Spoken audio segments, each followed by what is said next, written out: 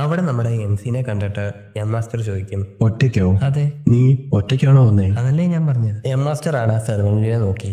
പക്ഷേ സെർവന്റിന് ഒന്നും കാര്യങ്ങളൊന്നും മനസ്സിലാവുന്നില്ല. ഈ മൗണ്ട് ഫസറ്റ് ഞങ്ങളെ താഴ്ത്തി കാണുവാണോ? പെട്ടെന്ന് അവിടുന്നേക്ക് എൽഡർ കയറി വീഴുന്നു. മാസ്റ്റർ, ഞാൻ പറഞ്ഞില്ലേ ഇവരെ വിളിക്കുന്നത് സമയം കളയാനാണെന്ന്. ഇവർക്ക് ഒന്നിനും കഴിയില്ല, എന്നിട്ടും എന്തൊക്കെയോ കാണിക്കാൻ പറ്റുന്നു. അവർക്ക് സ്വയം നാണം കിടാൻ പറ്റില്ലാത്ത ഒരു കൊച്ചു കുട്ടീനെ അയച്ചേക്കുന്നു. ഞാൻ കേട്ടത് മൗണ്ട് ഫസറ്റ് ലീഡർ കുറച്ച് ബുദ്ധിയുള്ള ആളെന്ന്. പക്ഷെ ഇതുപോലത്തെ ട്രിക്ക് ഉപയോഗിക്കാന്ന് പറയുമ്പോൾ മനസ്സിലാക്കുന്നതേ ഉള്ളൂ. എന്നെ കാണാൻ ഒരു കുട്ടിയെ പോലെ ഉള്ളത് കൊണ്ട് ഇതുപോലത്തെ ട്രീറ്റ്മെന്റ് മനസ്സിലാക്കുന്നതേ ഉള്ളൂ. എനിക്ക് അവരുടെ എക്സ്പെക്ടേഷൻ കുറച്ചൊന്ന് വർദ്ധിപ്പിക്കണം. എന്നിട്ട് MC എന്നോട് ക്ഷമിക്കണം. ഞാൻ ചൂമിയും third class principal of Mount ഫസറ്റ്. നിങ്ങൾ അയച്ച ആ ലെറ്റർ ഞങ്ങൾക്ക് കിട്ടി. ഞാൻ ഇവിടെ വരാൻ കാരണം ആ രോഗം എന്താണെന്ന് അറിയാവുന്നതുകൊണ്ടാണ്. എന്ത്? നിനക്ക് എന്റെ അച്ഛന്റെ ആ അസുഖത്തെ കുറിച്ച് അറിയാമല്ലോ? അത് ശരിയാണ്. ഇത് ആദ്യമായിട്ടാണ് ഒരാൾ ഇങ്ങനെ പറയുന്നത്. കുറെ പ്രശസ്തമായ ഡോക്ടേഴ്സും എക്സ്പെർട്ടും എല്ലാം കൂടെ വന്ന് ഒരാൾക്ക് പോലും ആ അസുഖം എന്തെന്ന് തിരിച്ചറിയാൻ പറ്റിയിട്ടില്ല. ചിലപ്പോൾ ഈ ചെക്കൻ ഈ ചെറിയ പ്രായത്തിലെ പറ്റിക്കാൻ നോക്കുന്നു. മാസ്റ്റർ, അവൻ പറയുന്നതൊന്നും കേൾക്കേണ്ട ആവശ്യമില്ല. നമുക്ക് സമയം കളയാതെ അകത്തേക്ക് കയറിപ്പോകാം. ഒരു മിനിറ്റ്, നിങ്ങൾ ആരാണ് എന്നെ ചെക്കെന്ന് വിളിക്കാൻ? എല്ലാരും ഇതൊന്ന് കേട്ടത് ഞെട്ടി നിൽക്കുന്നു. ആ ചോദ്യം അത് എന്റെ അടുത്താണോ? ഇവിടെ വേറെ ആരെങ്കിലും ഉണ്ടോ എന്നെ ചെക്കെന്ന് വിളിച്ചത്? എന്തൊരു അഹങ്കാരി. മൗണ്ട് ഫസറ്റ് ഡിസിപ്പിൾസിനോ സദേൺ സെറ്റിലെ ഒരു എൽഡറിനെ തിരിച്ചറിയാൻ പറ്റുന്നില്ലേ? നീ സദേൺ സെറ്റിലെ ആളാണോ?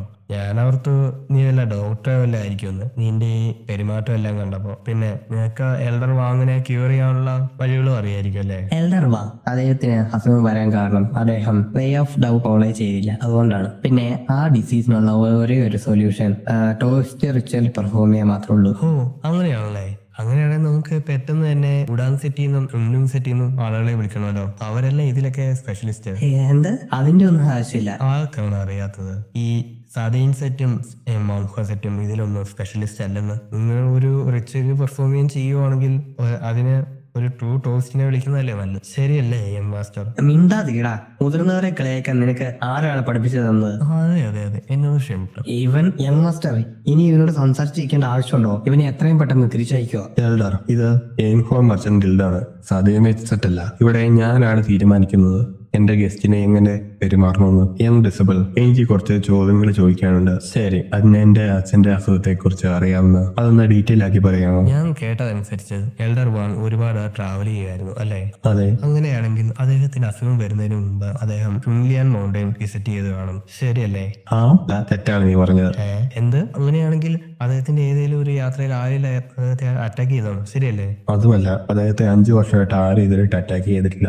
അങ്ങനെ വരാൻ സാധ്യതയില്ലല്ലോ. അങ്ങനെ ഒരിക്കലും ആകത്തില്ല. എനിക്ക് ഇവന്റെ കുറച്ചെങ്കിലും ഹോപ്പ് ഉണ്ടായിരുന്നു, ഇപ്പം അതും പോയി. അപ്പൊ അവിടെ എൽഡർ പറയുന്നു, ഞാൻ പറഞ്ഞില്ലേ ചുമ്മാ സമയം കളയാൻ മാത്രമാണ് ഇതെന്ന്. ഡിസിപ്പിൾ, നിങ്ങൾക്ക് ഞങ്ങളുടെ സാഹചര്യം മനസ്സിലായി കാണും. നിങ്ങൾ സഹായിക്കാൻ ശ്രമിച്ചതിൽ വളരെ നന്ദിയുണ്ട്. പക്ഷേ ഒരു ചെറിയ മിസ്റ്റേക്ക് പോലും എന്റെ അച്ഛന്റെ കണ്ടീഷൻ കൂടുതൽ വഷളാക്കാൻ ഞാൻ ആഗ്രഹിക്കുന്നില്ല. നിങ്ങൾക്ക് പോകാം. മൗണ്ട് ഫസറ്റ് ഞങ്ങളെ സഹായിക്കാൻ ശ്രമിച്ചതിൽ വളരെ നന്ദിയുണ്ട് പറഞ്ഞ ആ വാതിലടയ മാസ്റ്റർ അടയ്ക്കുന്നു. അപ്പൊ പെട്ടെന്ന് MC ചർമ്മം ചുവന്നു കിടക്കുന്നു. കഠിനമായ തണുപ്പ് അനുഭവപ്പെടുന്നു. കഴുത്തിന് പിന്നിലും തലയിലും കറുത്ത പുള്ളികളുണ്ട്. പിന്നെ സ്കിന്നിൽ അമർത്തുമ്പോൾ പെട്ടെന്ന് അത് വൈറ്റ് ആവുകയും പെട്ടെന്ന് തന്നെ അത് റെഡ് ആവുകയും ചെയ്യുന്നു. ഇതൊക്കെ നിനക്ക് എങ്ങനെ അറിയാം? അകത്തേക്ക് വരൂ, ദയവായി വന്ന് അച്ഛനെ പരിശോധിക്കൂ. മാസ്റ്റർ, നിങ്ങൾ എന്തിനാണ് അവനെ അകത്തേക്ക് വിടുന്നത്? അവൻ ആ ഹാൻഡ്ഫുൾ കീഴയുടെ കുറച്ച് ഫങ്ഷൻസ് ആണ് പറയുന്നത്. ഇത് പറയുന്നതൊക്കെ വലിയ മാറ്റങ്ങൾ വരാൻ പോകുന്നില്ല. അപ്പോൾ നിങ്ങൾ പറയുന്ന ഇതിലെല്ലാം ഹാർംഫുൾ ക്യൂയാണ് ആണെന്നാണോ? നിങ്ങൾക്ക് ഇത്രയും അറിയായിരുന്നെങ്കിൽ നിങ്ങൾക്ക് എന്തുകൊണ്ട് എന്റെ അച്ഛനെ ക്യൂർ ചെയ്യാൻ പറ്റിയിട്ടില്ല?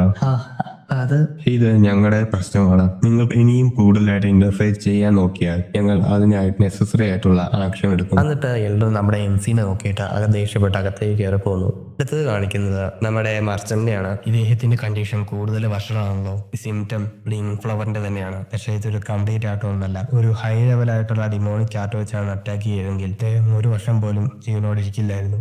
MC കൈ പിടിച്ച് അദ്ദേഹത്തിന്റെ കണ്ടീഷൻ ചെക്ക് ചെയ്തു. അതെ, ഇൻകംപ്ലീറ്റ് ആണ്. ഇത് ട്രീറ്റ് ചെയ്യാൻ ഡിഫിക്കൽട്ട് ആണോ? അല്ല, എനിക്കിത് ട്രീറ്റ് ചെയ്യാൻ അത്ര പാടായിട്ട് തോന്നുന്നില്ല. മനസ്സിലാവും, ഇത് ട്രീറ്റ് ചെയ്യാൻ പാടാണെന്ന്. എല്ലാവരും ഇത് എന്ത്? ഞാൻ പറഞ്ഞത് ഇത് ട്രീറ്റ് ചെയ്യാൻ അത്ര പാടല്ല എന്ന്. കുറച്ച് കാര്യങ്ങൾ ചെയ്തിട്ടുണ്ട്, അതുകൊണ്ട് അദ്ദേഹം പെട്ടെന്ന് മരിച്ചു പോവില്ല. പെട്ടെന്ന് എൽഡർ വാങ്ങിന്റെ കണ്ടീഷൻ ഇമ്പ്രൂവ് ആവുന്നു. ഇത് കണ്ട് മാസ്റ്റർ ഞെട്ടി നിൽക്കുന്നു. എങ്ങനെയാണെങ്കിലും ഇത് കംപ്ലീറ്റ് ആയിട്ട് ക്യൂർ ചെയ്യാൻ കുറച്ച് സമയം എടുക്കും. ഇതിനെ കുറച്ച് പ്രിപ്പറേഷൻസ് ചെയ്യണം. എന്ത് പ്രിപ്പറേഷൻ ആണല്ലോ പറയുന്നത്? ആദ്യമായിട്ട് എന്താണ് നമുക്ക് ബ്രേക്ക്ഫാസ്റ്റ് കഴിച്ചടാ. ഇതിനുശേഷം കാണിക്കുന്നത് നമ്മുടെ MC അവിടെ ഇരുന്ന് ഫുഡ് കഴിക്കുന്നതാണ്. യങ് ഡിസബിൾ, നിങ്ങൾ എന്തായാലും പ്രിപ്പറേഷൻ ആണ് പറഞ്ഞത്. MC ആഹാരം കഴിച്ചിട്ട് ഇറക്കിയിട്ട് ഇതിന് കുറെ അധികം എനർജി വേണ്ടതുകൊണ്ട് ഞാൻ നന്നായിട്ട് ആഹാരം കഴിക്കണം. പറയുമ്പോലെ ഇവിടുത്തെ ഫുഡൊക്കെ കൊള്ളാട്ടോ. എനിക്ക് ഇവനെ പൂർണ്ണമായിട്ടും വിശ്വസിക്കാവോ? എനിക്ക് വേറെ വഴിയൊന്നുമില്ല ഇവനെ വിശ്വസിക്കല്ലാതെ. സത്യം പറയുവാണെങ്കിൽ നിങ്ങളുടെ ഫാദറിനെ ചികിത്സിക്കുന്നത് അത്ര ഇഷ്യൂയൊന്നുമല്ല. യഥാർത്ഥ പ്രശ്നം ആരാണ് അദ്ദേഹത്തെ ഇങ്ങനെ ആക്കിയതെന്നുള്ളതാണ്. എന്നിട്ട് നമ്മുടെ MC ചോദിക്കുന്നു, ആരാണ് നിങ്ങളുടെ അച്ഛനുമായിട്ട് അടുത്ത് പരിചയമുള്ളത്? അദ്ദേഹത്തിന്റെ ഒപ്പം എപ്പോഴും ഉള്ള ഒരാൾ, ഉറങ്ങുമ്പോഴും യാത്ര ചെയ്യുമ്പോഴും ഒക്കെ. അദ്ദേഹമായിട്ട് അടുപ്പമുള്ള ആളോ? നിങ്ങൾ എന്തുകൊണ്ടാണ് അങ്ങനെ ചോദിക്കുന്നത്? അത് ചികിത്സയ്ക്ക് വേണ്ടിയാന്ന് വേണേ പറയാം. എന്നെ ഒഴിച്ച് അച്ഛനുമായിട്ട് കൂടുതൽ അടുപ്പമുള്ളതെന്ന് പറയുമ്പോൾ 5 പേരുണ്ട്. അങ്ങനെയാണെങ്കിൽ കണ്ടുപിടിക്കാൻ പാടായിരിക്കും. നിങ്ങൾ എന്താണ് കണ്ടുപിടിക്കാൻ ശ്രമിക്കുന്നത്? എനിക്ക് ഇതുവരെയും കാര്യങ്ങൾ മനസ്സിലാകാത്തതുകൊണ്ട് തന്നെയാണോ എന്റെ അടുത്ത് ഇങ്ങനെ ചോദിക്കുന്നത്? അങ്ങനെ കണ്ടീഷൻ കണ്ടിട്ട് അദ്ദേഹം പുറത്തുനിന്നുള്ള ഒരാൾ അദ്ദേഹത്തെ അറ്റാക്ക് ചെയ്തതല്ല. അതിനർത്ഥം ഇവിടെയുള്ള ഒരാൾ തന്നെയാണ് അദ്ദേഹത്തെ അറ്റാക്ക് ചെയ്തത്. നിങ്ങൾ എന്താണ് പറയുന്നത് യങ് ഡിസബിൾ? ഈ യങ്ഹോ മസ്ജിദ് ഗിൽഡിലെ എല്ലാവരും ഒരു ഫാമിലി പോലെയാണ്. അവരൊരിക്കലും എന്റെ അച്ഛനെ അറ്റാക്ക് ചെയ്യില്ല. അങ്ങനെയല്ലെങ്കിൽ നമുക്ക് സമാധാനപ്പെടാം. പക്ഷെ നമ്മൾ ആദ്യം ഒന്ന് ചെക്ക് ചെയ്ത് നോക്കണ്ടേ? ശരിയല്ലേ? ശരിയാണ്, പക്ഷേ ഒരുപാട് വിഷമിക്കണ്ട. ഞാൻ അന്വേഷിച്ച് ചെയ്യുമ്പം എല്ലാം റിവീൽ ആകും. കുറച്ച് മുമ്പ് ചെക്ക് ചെയ്ത് എനിക്ക് മനസ്സിലായത് ഇൻകംപ്ലീറ്റ് ആയിട്ടുള്ള ഡിമോണിക്കായി ഒരാൾ പ്രാക്ടീസ് ചെയ്തിട്ടുണ്ട്. എന്നിട്ട് എൽഡർ വാങ്ങാണെങ്കിൽ ആ ഡിമോണിക്കുമായിട്ട് കൂടുതൽ എക്സ്പോസ് ആയിക്കൊണ്ടിരിക്കുകയായിരുന്നു. ഇത് കുറച്ച് നാളത്തേക്കായിരുന്നു എനിക്ക് കുഴപ്പമില്ലായിരുന്നു. അതുകൊണ്ട് തന്നെ ഇത് കുറെ കാലമായിട്ട് അദ്ദേഹം ഡിമോണിക്കുമായിട്ട് എക്സ്പോസ് ആയിട്ടുണ്ടായിരുന്നു എന്നാണ്. പക്ഷേ നിങ്ങൾ എങ്ങനെയാണ് ഈ അന്വേഷണം നടത്തുന്നത്? മുറിയിലിരുത്തി സംസാരിക്കും ഇതുപോലെ. നിങ്ങൾ അവിടെ ഇരുന്ന് കണ്ടാൽ മാത്രം മതി. പിന്നെ എനിക്ക് ഒരു കാര്യം നിങ്ങൾ ചെയ്യണം. എന്താണെങ്കിലും പറഞ്ഞോളൂ. എനിക്ക് ഒരു ബോട്ടിൽ ഓഫ് ആൽക്കഹോൾ വേണം. അടുത്തത് കാണിക്കുന്ന സദേൺ സെറ്റിലെ കുറച്ച് പേരെയാണ്. ഒരു സമാധാനമില്ല. മോൺഹോ സെറ്റിലെ ഒരാള് യങ്ഹോ മർച്ചന്റ് ഗിൽഡിലേക്ക് എൻ്റർ ആയെന്ന് പറയുമ്പോൾ, അതും അവന്റെ പേരാണെങ്കിൽ മറ്റവനെ പോലെ തന്നെ. നിങ്ങൾ പറയുന്നത് പ്ലം ബ്ലോസം സോഡ് സെയിന്റ് ആണോ? സോഡ് സെയിന്റോ? അവൻ ആ പേര് ഡിസർവ് ചെയ്യുന്നൊന്നുമില്ല. എൽഡർ എപ്പോഴും ദേഷ്യപ്പെടും ഈ മൗണ്ട് ഹോസറ്റിന്റെ കാര്യങ്ങൾ പറയുമ്പോൾ. ഈ പ്ലം ബ്ലോസം സോഡ് സെയിന്റ് മരിച്ചിട്ട് 100 വർഷമായി. എന്നിട്ടും അദ്ദേഹത്തെ കുറിച്ച് ഇപ്പോഴും പറയുന്നു. എന്താണ് അവൻ അത്ര ഗ്രേറ്റ് ആയിട്ടുള്ളത്? ഇതത്ര വലിയ കാര്യമൊന്നുമല്ല. നീ എന്താ പറഞ്ഞ്?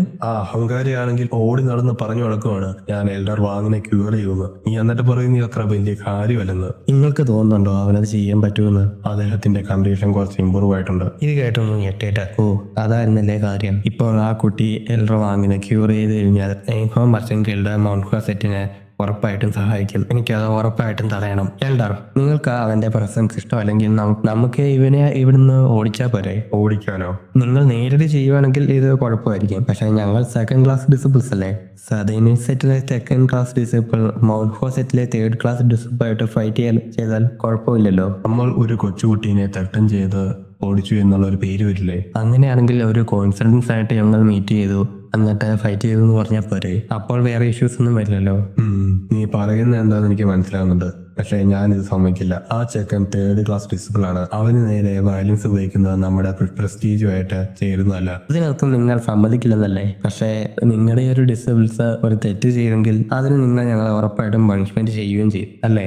ഉറപ്പായിട്ടും ആ കുട്ടിയുടെ മേൽ കൈവയ്ക്കുന്ന ആരെയും ഞാൻ പണിഷ് ചെയ്യും. ആ ഡിസിപ്പിൾ മനസ്സിൽ അതിന്റെ ഒപ്പം തന്നെ അതിനേക്കാളും വലിയ റിവാർഡും അല്ലേ? അതിനുശേഷം ഇത് അത്ഭുതപ്പെടാനൊന്നുമില്ല അവർ മൗണ്ട് ഹോസറ്റിനെ താഴ്ത്തി കാണുന്നത്. കാരണം അവർ ജനിച്ചപ്പോൾ തന്നെ മൗണ്ട് ഹോസറ്റ് തകർന്നു പോകാറായിരുന്നു. പക്ഷേ ഞാൻ ചെറുപ്പമായിരുന്നപ്പോൾ മൗണ്ട് ഹോസറ്റിന് നേരെ സദേൺ സെറ്റിന് നേരെ നിൽക്കാൻ പോലും പറ്റില്ലായിരുന്നു. ആ ഡീമൻ സെറ്റ് മൗണ്ട് ഹോസറ്റിനെ അറ്റാക്ക് ചെയ്തില്ലായിരുന്നെങ്കിൽ സദേൺ സെറ്റ് ഇപ്പോഴും മൗണ്ട് ഹോസറ്റിന്റെ കീഴിൽ തന്നെയായിരുന്നേനെ. നമ്മൾ ഒരിക്കലും അവരെ തിരിച്ചു വരാൻ അനുവദിക്കരുത്. ഞാൻ കാര്യങ്ങളെല്ലാം ശരിയാക്കിയിട്ട് ഇതെല്ലാം സെറ്റ് ചെയ്യാനെടുത്ത് പറയണം. അടുത്തത് അവിടുന്ന് ഇറങ്ങിപ്പോയ ഡിസിപ്പിൾസിനെയാണ്. സാഹ്യൂൻ, നിങ്ങളുടെ പ്ലാൻ എന്താണ്? നമ്മൾ അവരെ കൺവിൻസ് ചെയ്യണം ഇവിടുന്ന് പോകാൻ വേണ്ടി അല്ലേ? കാര്യം എനിക്കും ഒരു കുട്ടീനെ അറ്റാക്ക് ചെയ്യുന്നത് ഇഷ്ടമല്ല. പക്ഷെ ഒരു എൽഡർ ഇങ്ങനെ ചെയ്യുവാണെങ്കിൽ അത് കൂടുതൽ വഷളാവുകയും ചെയ്യും. പക്ഷെ എന്തായാലും ഈ മൗണ്ട് ഹോസറ്റ് എന്താണ് വിചാരിച്ചു വെച്ചേക്കുന്നത്? ഒരു കുട്ടീനെ അയച്ചു വിടാൻ വേണ്ടി. അവർക്ക് അവരുടേതായ എന്തെങ്കിലും റീസൺസ് കാണുമായിരിക്കും. ഇതും പറഞ്ഞു പോകുമ്പോൾ പെട്ടെന്ന് നമ്മുടെ MC-നെ അവർ കാണുന്നു. നമുക്ക് അവരെ പോയി അന്വേഷിച്ച് നടക്കേണ്ട ആവശ്യം വന്നില്ല. ഗ്രീറ്റിംഗ്സ്, ഞാൻ സോംബെ അഗ്ലി, second class disciple of southern sect. Hello. കുഴപ്പമില്ലെങ്കിൽ നിങ്ങൾ എവിടെയാ പോകുന്നതെന്ന് പറയാമോ? എൽഡർ വാങ്ങിനെ കാണാൻ, അദ്ദേഹത്തിന്റെ കണ്ടീഷൻ ഒന്ന് ചെക്ക് ചെയ്യാൻ. ആ അതല്ലേ, ഇവനെ പോലുള്ള ഒരു ചെറിയ പയ്യനെ കൊണ്ട് ഒരിക്കലും എൽഡർ വാങ്ങിന്റെ അസുഖം ക്യൂർ ചെയ്യാൻ പറ്റില്ല. ആ എൽഡേഴ്സിനോ പ്രശസ്തമായ ഡോക്ടേഴ്സിന് പോലും സാധിക്കാത്തതാണ് ഇവൻ ചെയ്യുന്നത്. നിങ്ങൾ ഇപ്പോൾ തിരക്കിലാണോ? അല്ല, എന്താണ്? നിങ്ങൾക്ക് നേരത്തെ തന്നെ അറിയായിരിക്കും, പണ്ട് കാലം തൊട്ടേ ഈ സതീൻ സെറ്റും മോൺഹോ സെറ്റും ഡെവലപ്പ് ആയത് സ്പാരിങ്ങിലൂടെയാണ്. ഇപ്പോഴത്തെ കാലത്തും ആ ഇവന്റ് പറയുന്നത് സതീൻ എച്ച് മോൺഹോ കോൺഫറൻസ് എന്നാണ്. അവിടെ 2 ഡിസ്പിൾസ് ഫൈറ്റ് ചെയ്യും. നിങ്ങൾക്കറിയില്ലേ ഇത്? അതെയോ? ഞാൻ മോൺഹോ സെറ്റ് ചേർന്നിട്ട് ഒത്തിരി നാളായിട്ടില്ലാത്തതുകൊണ്ട് എനിക്ക് അങ്ങനെ അറിയൊന്നുമില്ലത്. ഞാൻ ഓർത്ത പോലെ തന്നെ സതീൻ എച്ച് മോൺഹോ കോൺഫറൻസ് ഇവൻ കണ്ടിട്ടുണ്ടായിരുന്നെങ്കിൽ ഇവനത്ര അഹങ്കാരമായിട്ട് പെരുമാറില്ല. മോൺഹോ സെറ്റിന്റെ സോർട്ട്മാൻഷിപ്പ് എക്സ്പീരിയൻസ് ചെയ്യുന്നത് ഞങ്ങളുടെ ട്രെയിനിങ്ങിൽ വളരെ ഹെൽപ്പായിരിക്കും. നിനക്ക് എന്ത് തോന്നുന്നു, നമുക്ക് ഫൈറ്റ് ചെയ്താലോ? അവൻ ഉറപ്പായിട്ട് എന്നെ റിജക്ട് ചെയ്യാൻ പോയിരിക്കും. അവനെ മനസ്സിലായി കാണും എന്നെ ഡിഫീറ്റ് ചെയ്യാൻ പറ്റില്ലെന്ന്. ഞാൻ അവനെ കൺവിൻസ് ചെയ്യാൻ കുറെ വഴികൾ കണ്ടുവച്ചിട്ടുണ്ട്. നീ പറയുന്ന നിനക്ക് എന്നോട് ഫൈറ്റ് ചെയ്യണമെന്നോ? ഇത് ഫൈറ്റിംഗ് എന്നൊന്നും പറയാൻ പറ്റില്ല, ട്രെയിനിങ് എന്ന് വേണേ പറയാം. ഇത് ഫൈറ്റിംഗ് അല്ല പിന്നെ എന്തുതാ? ഞാൻ എപ്പോഴും ഫൈറ്റ് വെൽക്കം ചെയ്യുന്ന ഒരാൾ തന്നെയാണ്, പക്ഷെ പിന്നെ അത് റിഗ്രറ്റ് ചെയ്തേക്കില്ല. നിങ്ങളുടെ മൊനാസ്റ്റിക് നെയിം എന്താണെന്ന് പറയാമോ? എനിക്ക് അങ്ങനെയൊന്നുമില്ല, എന്റെ പേര് ചൂമ്യു. അങ്ങനെയാണെങ്കിൽ ഞാൻ നിങ്ങളെ ചോമിങ് എന്ന് വിളിക്കാം. ലിസൺ ഡിസിപ്പിൾ ചോമിങ്, നീ ഒരു കൊച്ചു കുട്ടിയായതുകൊണ്ട് നിനക്കൊരു അഡ്വൈസ് തരാം. കാര്യങ്ങൾ കൂടുതൽ വഷളാകുന്നതിന് മുമ്പ് നീ മോൺഹോ സെറ്റിലേക്ക് തിരിച്ചു പോവുക. നീ ഇപ്പോൾ പിന്മാറുവാണെങ്കിൽ നീ ഫൈറ്റ് ചെയ്യാൻ പോകുന്നില്ലേ? കണ്ടിട്ട് സതീൻ സെറ്റ് വാളിനേക്കാളും കൂടുതൽ വാക്കുകൾക്കാണല്ലോ കൂടുതൽ പ്രാധാന്യം കൊടുക്കുന്നത്. ഇത് കേട്ടിട്ട് ഡിസിപ്പിൾസിന് ദേഷ്യം വരുന്നു. ഞാൻ മെന്റലി ഡിസിപ്ലിൻഡ് അല്ലെന്ന് തോന്നുന്നു, കാരണം ഇവന്റെ വാക്ക് കേട്ട് എനിക്ക് അവനെ തല്ലാൻ തന്നെ തോന്നുന്നു. ഞാൻ സതീൻ സെറ്റ് ഡിസിപ്പിൾ സോംബി അഗ്ലി മോൺഹോ സെറ്റ് ഡിസിപ്പിൾ ആയിട്ട് ഫൈറ്റ് ചെയ്യാൻ റിക്വസ്റ്റ് ചെയ്യുന്നു.